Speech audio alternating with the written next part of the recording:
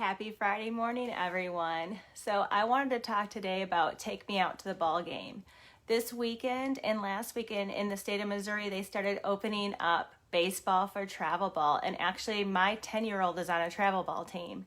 And this is a big controversy in our state. It even made national news because my parents called me in Michigan and were like, hey, did you guys know you were on the news about opening up baseball? We're in a small town, and so we've already started opening up. Both of my daycare centers are back full. We service usually around between when we're completely full and after schoolers around 115 to 120 kids.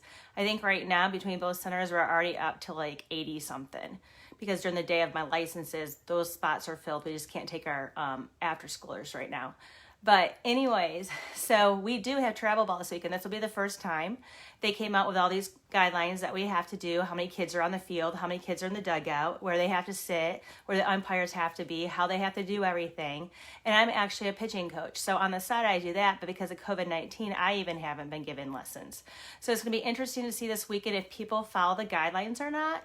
And with licensing rules, we don't have guidelines. We don't have guidelines if our kid travels somewhere and comes back. They can't come back, or if they can't go so far, they cannot be by us. And we haven't had many cases in our area. So this is going to be interesting because minimum standards across the United States, we don't have anything for COVID. So it's going to be very curious to see after travel ball what's going to happen. And because we opened up in our area, if cases are going to increase or we're going to be fine because we don't have the high traffic. We don't have a huge airport by us. We have a little teeny airport, like you go in one terminal, that's it. You either go to Chicago or Dallas when the flights are open.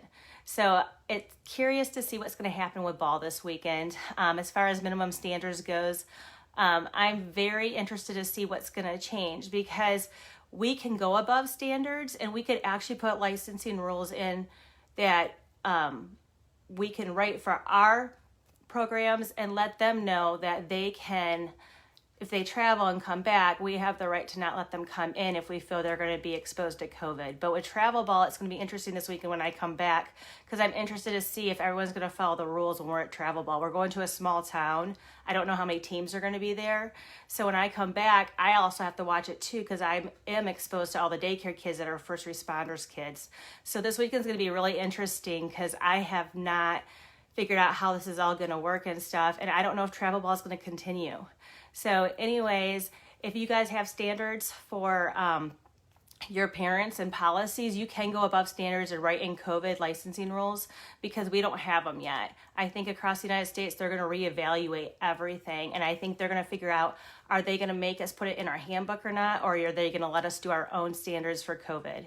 So anyways, happy Friday. I'll let you guys know Monday how travel ball goes for my 10 and under team for my son.